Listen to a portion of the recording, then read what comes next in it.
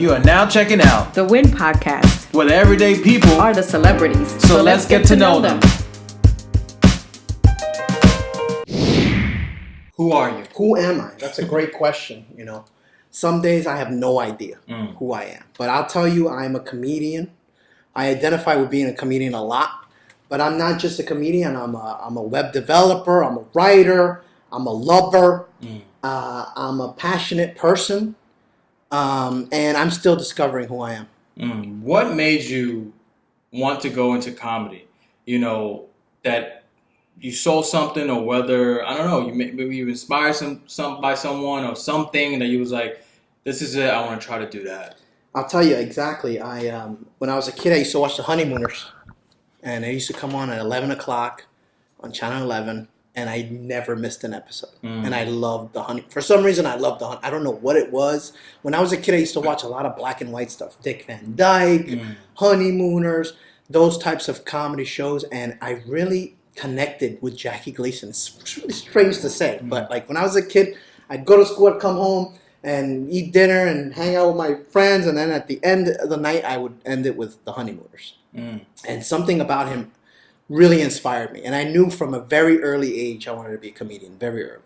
No, that sounds awesome, because I can relate, because Tracy Morgan, huge Jackie Gleason fan. So I remember I was watching interviews. He was like, "You got to study the classics. You got to watch Jackie Gleason." Yes. And I'm like, "Oh, this is the guy from The Honeymooners." And I was watching him, and I'm like, This was this year. Yeah. And I was like, he's great, because I saw it when I was young, and it wasn't really hitting me. Yeah. But watching it now, I was like, he was fucking amazing. Well, they called him the Great One because he wouldn't even rehearse. Like, he would literally know his lines, step on set, and the other actors rehearsed before he got there, and they all knew their parts. And then he would step on stage, and he filmed here in New York. So after watching that, what was the next step for you? Did you, I guess, when did it really hit for you to take it on the stage? I'm like, oh, I have to do an open mic. This is the process. Or before that, you was just the class clown or the family clown? You know, like, how did you start performing that? My first gig was at the Grammar School Talent Show. And I did stand-up comedy. And I did knock-knock jokes. I did jokes that I got out of a book. And I got no laughs. And you would think that you're a kid, that this audience would give me some laughs. They got no laughs until the last joke. And I just improv that last joke, right? And I was honest with the audience, you know. And it was a real bad joke. Like, I was doing knock this. And why did 6 eat 7? Yeah. Because 7 ate 9, right? And then I love that joke. But then I did that last joke, and it hit, and I got some laughs, and I guess that bug hit me. You know, in my grammar school yearbook, it says Laz wants to be a comedian when he grows up. What did comedy fulfill in your life? Because it seems like automatically you had this intuition that this is what I want to do, this is what I want to be, and this TV right now is like my escape. Well, there's a lot of fear that goes on with that too. You know, I wanted to be a comedian, but I was afraid. I was really afraid. So I did everything else besides comedy, right? So I studied theater, and I became an actor, but the fear of getting on stage by yourself in front of a crowd, that was terrifying. So I had to go around it. So I went all the way around. I became an actor. I studied theater in college, and I studied theater in London as well. I'm classically trained, Shakespearean. Classy. You know what? I was in college. I studied Shakespeare because I didn't see any people like me studying Shakespeare. I didn't see any Latinos doing Shakespeare. So for me, it was a mission, and I was like, you know what? This is some boring shit, but I'm gonna learn it. And the boring shit became very interesting. Because Shakespeare is it's like he's the teacher of the human condition, right? So in his plays, you barely need a director. Everything is in the work. A lot of feelings that humans feel, things that people go through even today, these plays reflect that. So once I learned the language, it took me a year to really learn it. And I used to carry a huge Shakespearean book of all his plays and all his poems, and another book of a dictionary translating the language. And I would just read and go back and forth until one day it clicked and I understood Shakespeare. Now I could just read it and understand it. Because now you walked into it and it was pretty much, at first, the first judgment was like, it's boring, let me just, get into it. But then, like you said, it's a human condition. It's there for you, but then you have to also physically and mentally put your body into it. What did you learn about yourself during that whole process of like doing Shakespeare? I learned how to be human, all right, because in a lot of ways, I still feel like an alien. I feel, I just landed on Earth. I look around, I look at people, I don't understand their behaviors. I am a very kind of introverted type of person. For a comedian, I'm an introvert, all right? So I keep to myself. I'm very quiet. I was the quiet kid. Right.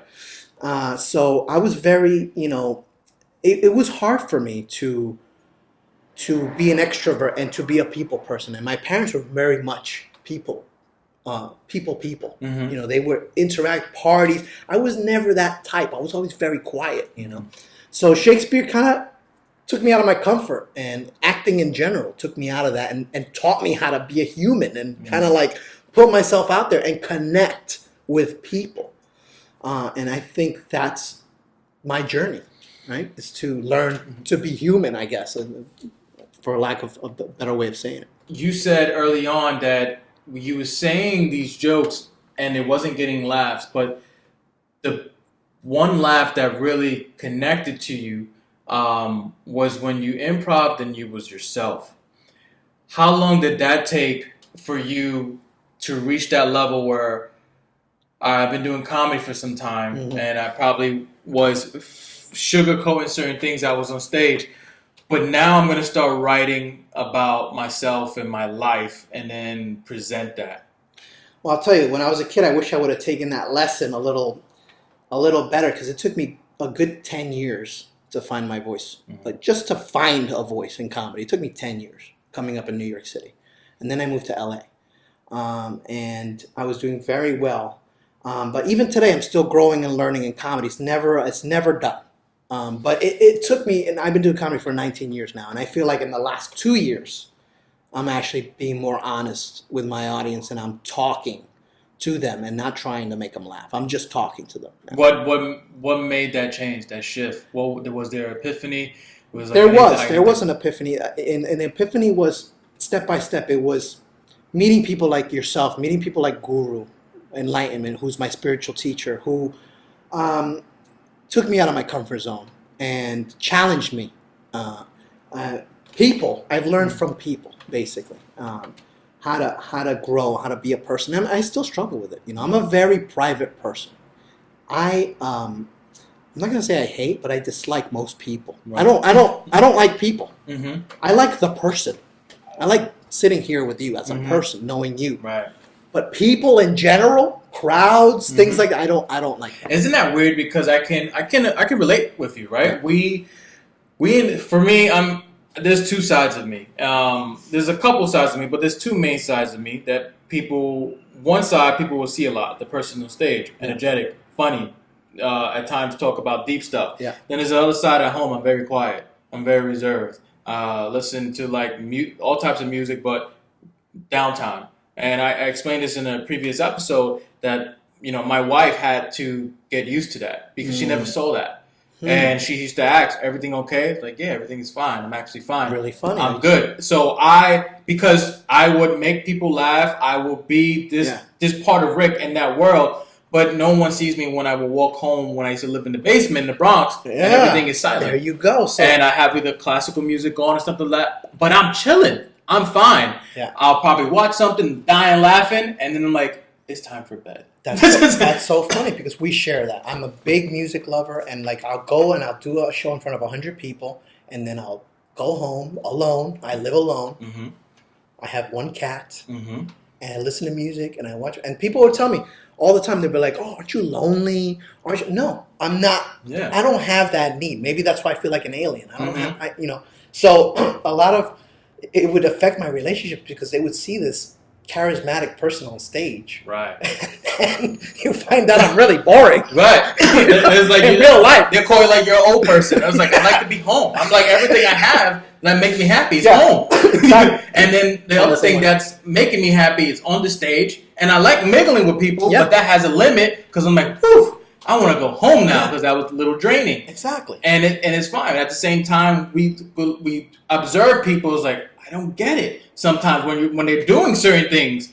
But then they're the same people that when we making them laugh, we love them. Yeah. Or if we get to know them, we love then them. you love them. Then you want to do everything for them. Right. And then there's another side. It's like, I can't stand you. I fucking hate you. Exactly. Like, because you're annoying right now. And I have a people meter that Right. it gets full. Once it's full, I gotta be alone for 24 hours. Mhm. Once it's full, leave me alone. Right. You know what I mean? And so, and I love doing comedy. And one of the reasons I like doing comedy, it sounds strange, is because I get my own fire exit. I don't have to be in the crowd. I want to be in the crowd without being in the crowd. Right. You know what I mean? So I get anxious when I'm inside of a crowd. Right. But if I'm on stage, I'm still with them, but far away. Does that make sense? Yeah. No, it totally makes sense. So, and people are like, oh, well, how can you do that? How can you speak in front of crowds? How don't you get nervous? Mm-hmm. Right? And I do get nervous. Right. And if I didn't get nervous, I wouldn't do it. It's that adrenaline, that getting nervous beforehand. You don't know where you're going, what's going to happen, who you're going to meet, what you're going to say, how it's going to come out. And that's the fun. Right. That's the fun. If I didn't get nervous, it wouldn't be fun. I learned to train my mind not to look at it as nervousness, but to look at it as excitement. And it's free energy that you're about to use because you're about to do some dope shit. And you're getting out of not even your comfort zone. You're about to go on. It's like jumping out of a plane in a sense. It is. And it's free energy that your body is producing. So I stopped looking at it as nervousness because I felt society put a negative on that word nervousness. And if I kept on thinking about nervousness, then I start thinking, do I know the middle part? Do I know the beginning part? And that would throw me off because now I'm no longer telling the story. Yeah. Now I'm trying to remember the beginning, middle, and end. Yeah. So I said, you're excited. And what I would do literally is just shake my hands and say, you got this. And I walk around. I'm learning how to control that energy. So now the moment I come out, boom, it's excitement. It's excitement because that's what it is. Yeah. Nervous, I feel, is when you're about to take a test and you didn't study for that shit and you're about to fail. I used to get nervous and I don't feel like that on stage. So I'm like, damn, I need to pass the test or I'm fucking like done with this class. Yeah. And I was like, I'm nervous, like, how am I going to cheat? How am I going to look over to Ashanti and make sure she gives me the right answers? But I don't get that same feeling on on stage. I get like the butterflies and like maybe I have to take a shit. But I'm like, my body is like, yo, we're about to do this. We're about to do this. We're about to do this. For me, it's like before I go on stage, I yawn a lot. Nice. Like you think I'm tired, I just yawn. Right. I don't know why. I just yawn. And I come from the theater, so I used a lot of the theater tricks to make my own brand of comedy. Right. So I try to give you a different experience, my own unique experience. And I'm taking the training from theater, and in theater the luxury you have in theater is that they give you your lines, and so you can learn them over and over, and the blocking. And I would be less nervous because I know it, and like you said. Yeah. But with stand-up comedy, there's an element of improv, right? So no matter how much you prepare, there could be a heckler. Somebody could fall asleep. Something can happen. Right. You could run out of material. Your material's not working. You got to switch to something else. So that's that element, right? So that's where those fears came from. But now, 19 years in, conquering all those fears and kind of molding my performance, it feels so powerful. Like I feel powerful now. Do you get nervous, and it's like the different type of nervous, or skeptical to create new material that you don't know that's going to work? So, and reason why I ask that, because I see a lot of comedians that, and it's tough, to create new material. Yeah. I feel it, but you got to give yourself that chance to on that stage and go through it. But it's like there's something that goes on when you're trying and it may not be going so well that you want to go switch now to some old material. Yeah. How much do you fight with that? Where you're like, fuck it, I'm not going to go back to the old material. I'm going to thug it out and figure it out. Or do you stick to your guns? What's that whole process like? That's a great question. That's probably one of the biggest things that I have struggled with in my career. And part of it is laziness, because early on, when you find something that works and it's making people happy and making them laugh, in the theater, when you get the lines, you do the lines every night. So you find new ways of doing the lines, right? So I took that process and I put it in comedy. So I would do my material, And I would spend years, because in theater I could only have a week or two to really explore the character and how I said things and the inflection and how things came out. But in comedy, now I have this opportunity to just do this material over and over and perfect it. Mm-hmm. So I would do material for years because I wanted to perfect the timing, the nuance, you know. But I took too long, and sometimes I would just, too long perfecting. So I finally learned that you don't have to be perfect, right? So I devote one part of my show, every show, no matter what, to new material. So no matter what, some shows I will not do any old material, and I will just improv the entire set. I can do that because I have enough experience. Right. I do not recommend doing that if you don't. So I challenge myself more now in the past 3 years. Before that, it was at long stretches, and I still will refer to my old material. If I'm getting paid a lot of money for a gig, you really want to give them a show. So I will reserve the last 15 minutes to that old material that I know is gonna kill. Right. But yeah, it's a constant struggle, and I think it's very important to always strive to do new material and develop. You said in the last 2 years, something changed, and you started working more on revealing more on yourself on that stage. Yes. But before revealing yourself on that stage, you was revealing yourself to yourself. Yes. How was that process for you to finally sit down and be like, let me do this? What was the challenges that you had to overcome to create that? That's a great question, and I'll tell you, Guru had a big hand in this. What happened about 2 years ago. I woke up. And I feel like you have different stages of life, and we continue to wake up, and the journey's not over. But I really woke up 2 years ago. I was very much overweight. I was almost 275 pounds. I'm going to 300 now, the 300 mark, and 40-inch waist, not happy, depressed, as many comics are. Never left the house. The only time I would leave the house, and this is how I know I love comedy, is to do shows. That's the only time.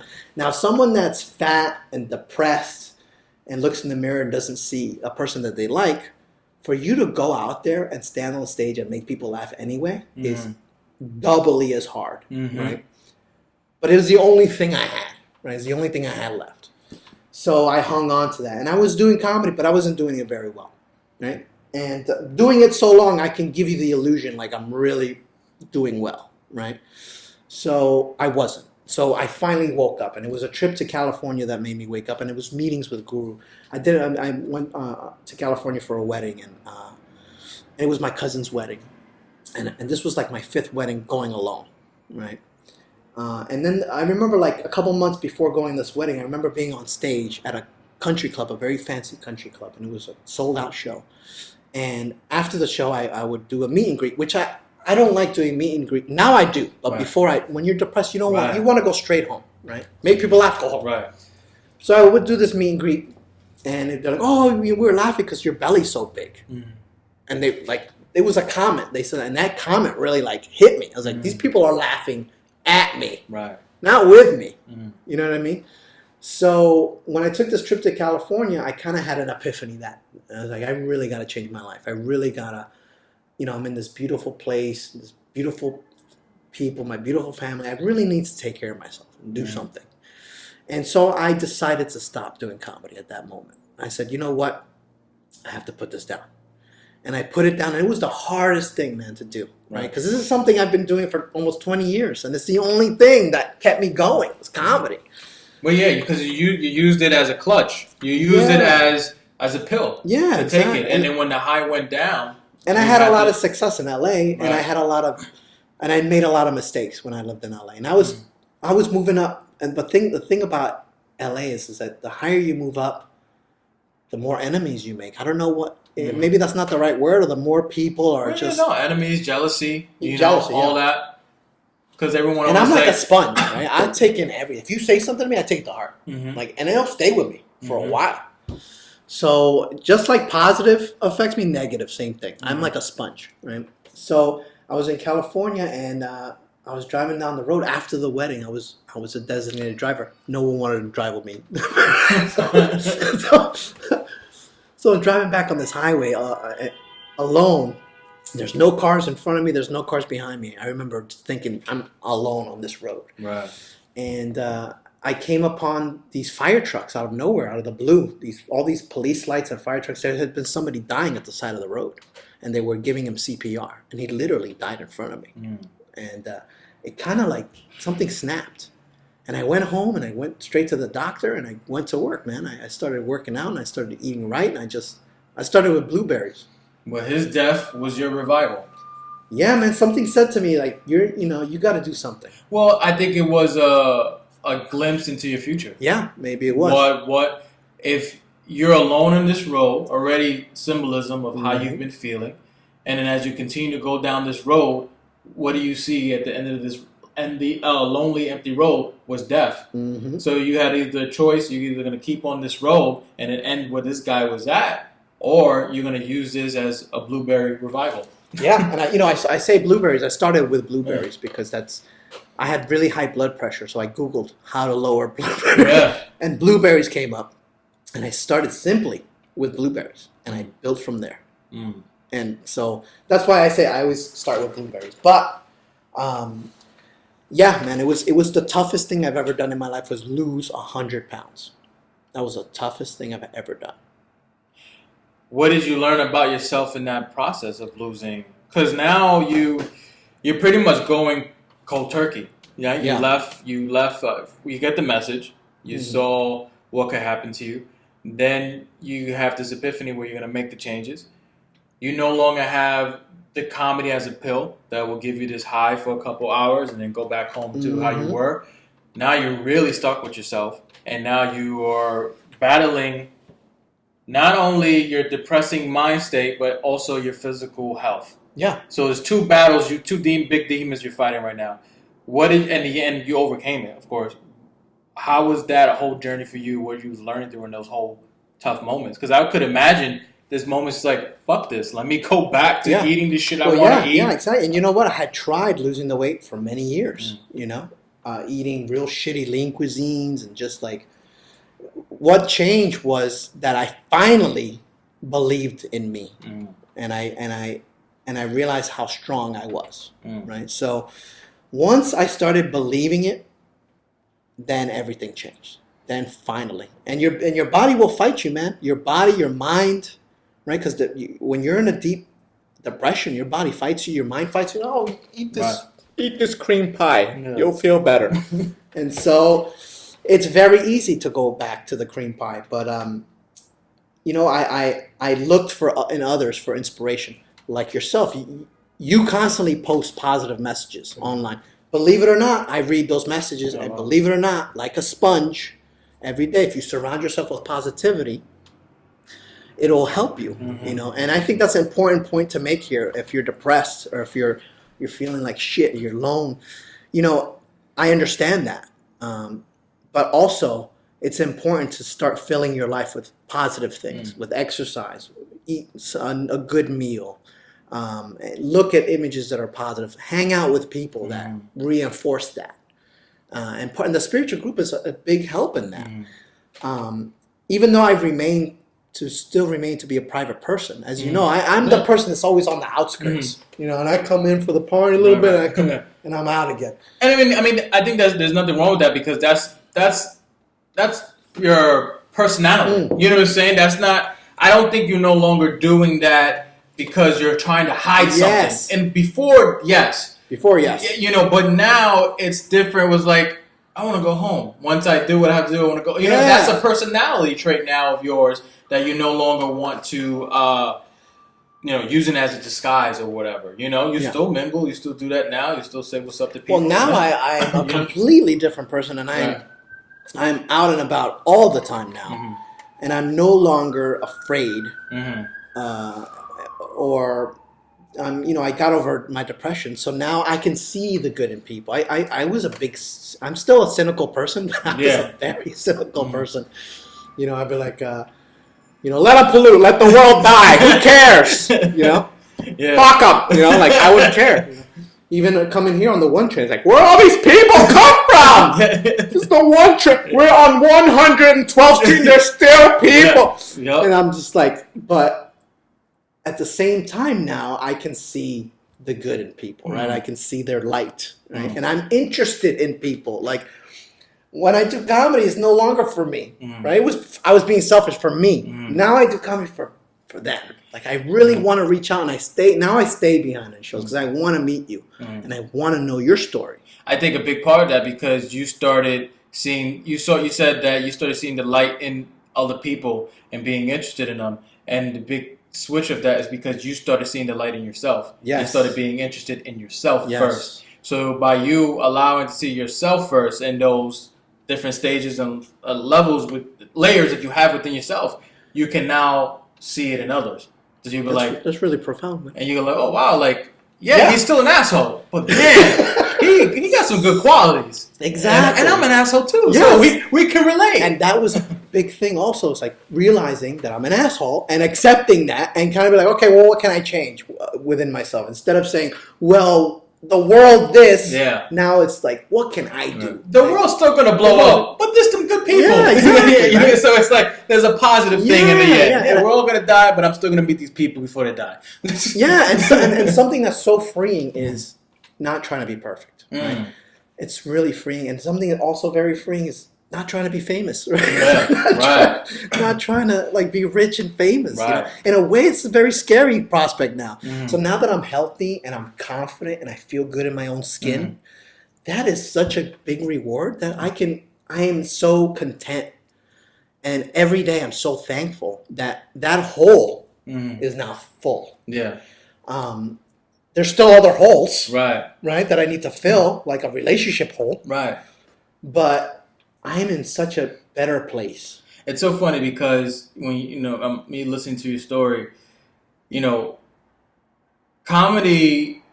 I always say when people are depressed and stuff like that, it's very challenging to get out of it, especially if you are creative. Because I always say that our minds are different from the average person, just like the firefighter mind or police officer mind is different from a creative. I feel like creative people come from a different source. Yes. And we feel more, we think more. Something is different in our brain. So we're sensitive to a lot of things and also strong in a lot of things. And I feel that it all plays a purpose and the purpose and the person's journey. So for instance, I always looked at comedy, this is to help me. But in the beginning, I didn't really see it that way, right? I didn't see the writing and comedy to help me. But it was there to help me, but I didn't see it, right? Until I started writing more, getting deeper, doing shows, and then realizing, oh, this is not so much about the people, but this is about me to face certain things in my life. Yeah. Because I have to face it. So it took you 19 years, the last 2 years, so 17 years, to realize what comedy was there for you in your life for so long. 17 years, and that's a long time, right? There's even longer times people who are doing comedy for 40 years and never realize they're still doing it for the people, Yeah. But they haven't learned what they needed to learn about themselves through this process. So like you said, the last 2 years has been the most freeing. And the comedy is like, yes, that's what I've been trying to show you about yourself for 17 years. Yep. But it took you which is not wrong. It took you this time to realize that. Yeah. And for me in my journey, I started realizing that early on, because something for me clicked early on where I said, I don't want to just say jokes to say jokes. I'm not that type of comedian. I want you to also laugh, also make you think. And then I said, I'm going to stop creating those type of things and I'm going to start creating what I feel is telling a story. Yeah. And it wasn't about the reaction to people if it was going to affect them, but how can this affect me? And then I started learning what this was doing. And of course, a lot of help with Guru Enlightenment, our spiritual teacher, but those sessions helped. So then when the writing phase, she just said, write. She didn't really give me a guideline. She just write. Because I had to find my way in that. Yeah. And through that whole process, I found out, which sucked at times because we're facing a lot. Yeah. Right? So now when someone comes up and says, man, I've been affected, I can relate. I'm affected by what you said. You helped me this, help me that. It is a blessing. I'm honored. But I see myself in them because those are the same things I said to myself when I finished There you writing. go. Yeah. So like even now, like comedy for me changed of what I look for on stage in other people. If I feel like you're hiding behind jokes or you're not really giving me a piece of yourself, and you still could say dick jokes, but give me yourself while talking about that dick joke. Exactly. I'm looking for that because I'm doing that, I feel. Yeah. You know, so I'm looking for that. That's what connects to me is the truth. Yes. Behind it. And it took you this path to realize that, what the comedy was trying to show you, and then you finally caught on, which is a beautiful thing because it's people that, like I said, will stay there and not wake up. And then they complain that they're in this rut, right? Why haven't I had this break? Exactly. Why haven't I got this show? Exactly. But you got yourself, and then you said, if I make it on a famous level, I don't even need it. I don't care. That would be icing. That was the icing on the cake. The great thing for 19 years in, the great thing is learning that art, right? So now I have that in me. Right? So I put in the time. So now I can go anywhere. You can pull me anywhere, and I'm gonna put on a good show. And just having that in my pocket, that's the reward. When you look back on the comedian that you are now, and you look in the mirror today, and you look at the comedian you are now, and you look back at the 19 years of the different stages of Laz as a comedian, what stands out to you? Whew, that's a hard question. What stands out in the 19 years of doing comedy? Well, what stands out is how much more confident I am now. When I was in LA, I was rocking houses, man. I was everywhere. And, auditioning and doing this and doing that and getting offered really big shows. But I didn't have that. I didn't have confidence at all. I didn't have me yet. And I'm so thankful that nothing really big happened because I would have probably crashed and burned. Now I thought of this question because I never asked a comedian this, right? And because I started thinking about how we're so quick to give props to other people, right? When they see stuff, when doing the same art form that we're doing. But do you like yourself as a comedian? I love myself as a comedian. I would watch me. Yeah, I mean, I love comedians. It's very tough for me to watch now. Right. I only watch a handful of Netflix specials a year, and there are certain comedians that I really like Bill Burr. Right. But for the most part, I don't want to ever steal anybody's material, so I try to stay away. No, I get it because I feel like every time I see interviews, we're always giving props and bigging up other people. Yeah. But I wonder, I know I do it to myself, not in an ego way, but I'm like, that was good, Rick. Like, good, good job on that, man. Oh man, the way you did that was good. We got to improve on that. Blah blah blah. And I wonder if other people like yourself do that. Oh, absolutely. And at the end of the day, do you really like yourself as a comedian? Like, if you existed in another body, I used to critique myself. I used to record my sets and go, "Oh my god!" And just pick it apart. But now I'm like, "Hey, great timing there. Okay, you should change this a little bit. Throw this out. Put this in." So it's not like I like myself now, so I don't degrade myself. When I used to do gigs early on at the New York Comedy Club, early in my career, if I had a bad set, I'd make myself walk home. That's great. If I had a good set, you're taking the train, buddy. But if I had a bad set, I would walk from New York Comedy Club back to Port Authority. It's not a huge walk, but in the cold in the middle of winter while it's raining, be like, you messed up, you're walking. And I would walk, Quickly, take us down the process for you. I'm always amazed how people come up with material, what's good to them, or how the process of that. What is the process for you to try to write and create new material? Is it does it come to you spontaneously? And then if it does, what do you do in that moment to write? Or do you write, or there's a funny bit, I'm just going to try it? I was actually at work today listening to your podcast, and I was listening to the Victor Cruz podcast, and he said something that triggered something. And I pulled out my phone and I wrote a new joke, put it away, and that's what I do. Is I'm eating dinner, I think of something, I pull out my phone. Back in the day with notebooks, I had notebooks all over. I had stickies all over. I would write on stickies, put in my pocket, or write on a little black notebook that I would have, and so basically anywhere at any time I could wake up in the middle of the night, And the important thing is I jot it down.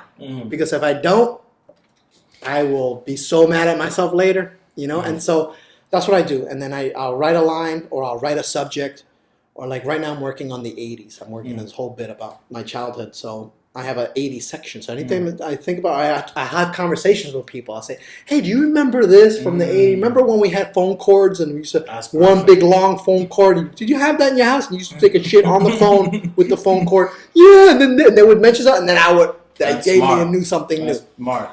And I would rehearse my set without rehearsing it. So I rehearsed my set tons of times with you guys. You never knew it because it was a conversation. Right. But I'm always developing. Most comedians, I mean, I can't speak for all comics, but I'm always developing material. It's a curse and a blessing. There's always something going on in my head. So, Laz, we got to know you now on many different levels, which I'm glad that you were open to talk about it. And which is great because I feel like it was refreshing to me to talk to another comedian that, very similar, and especially the things of like how quiet you can be in private, which I am totally am. But, and people see a different side on that stage, but then when they get to know you, they're like, whoa, what is this other side? And I appreciate you sharing that. And you always kind of like mention that. And I would never like really comment. And I was like, that's pretty much me too. That's funny that you said that. And so you're really big into music, which is another huge. That was like one of the first. That was the first outlets for me to really face certain things in my life because I always kept things inside, and I still do at times. But now knowing like music was the first outlet to like let it go through here. And then writing came, let it go through here. Then comedy came, let it go through here. So it was different phases. So that's why music was so huge to me. And I kind of want to challenge myself and get more musically inclined. Oh yeah. I mean, I'm only a comedian because I can't be a rock star. You know what I mean? So now we're moving forward to the first segment of this interview, and it's called Let's Look Inside. And the first question for this segment is, what in life is beautiful to you? Oh, sorry, I was taking off my clothes. I thought it was a different type of segment. Hold on. I'm sorry, what was the question? What in life is beautiful to you? What in life is beautiful to me? The little things. Looking forward to a vacation. Having a special dessert. Going to a dinner with a friend. Those little moments. Second question is, if we can push the brakes on your life right now, what is something you could pay more attention to in your life? Great question. If I could pump the brakes right now, I would really try to pay attention to my relationships to family, and especially my lack of relationship with a female. Okay. I would like to meet somebody is what I'm trying to say. Nice. And if you want to meet Laz, his number is 3. So now segment 2 is called Words from My Spiritual Teacher, Guru Enlightenment. In this segment, I basically read some of her writings, either from a book or from the Facebook, and we just discuss it real quick of what you think about it. This one actually comes from her book, Finding Your Answers in the Unknown, and it goes like this. That's the problem with people in the world. No one wants to start from the beginning. They don't want to waste their time with that. If you don't even know who you are, then how are you going to find out where you're going? How do you feel about that? If you don't know who you are, I agree 100%. If you have to find out who you are before you can get on that journey and hit the destination. Sometimes the journey will help you find who you are, But I think it's important to love yourself first, to really focus on who you are, love yourself 100%, and don't try to be perfect. Just jump in there, jump into life. You only got one. This to me represents your journey. You had to start from the beginning. When that person was dying, it was not the end, but it was the beginning of yourself. The revival of you saying, I'm going to get my shit together. Because it was also the beginning because you had to stop comedy, and then you had to really focus on your health. By doing that, you started knowing who and what you are, and then accepting that, and then becoming the person you are right now, currently. Beautiful. So, to me, that represents that, I like how you put it all together. I'm grateful, man. And I just want to tell your listeners, anybody out there suffering from depression, or you think you're too fat, or you're too short, or you're too skinny, or you're too tall, or you speak with an accent, none of that matters, man. None of it matters. Just Live your life to the fullest. Don't try not to care what people think. If you're fat, if you feel fat, you can lose some weight, but it's really about not the weight, but if you're comfortable in your own skin. You could weigh anything you want, and as long as you're comfortable in your skin, it's a frame of mind. It's not a physical thing, right? It's a changed within me. It's not because I even though I'm super sexy and I feel sexy and I'm such a stud. It wasn't that. It wasn't that. I could still weigh the old weight and have this mentality and still feel good. You know what I mean? I think that's important to emphasize. When I talk about weight loss on stage, I know that there's people out there that feel bad about themselves and about their bodies, and they shouldn't. They should not. What they should is try to make themselves happy any way they can. I think that's important.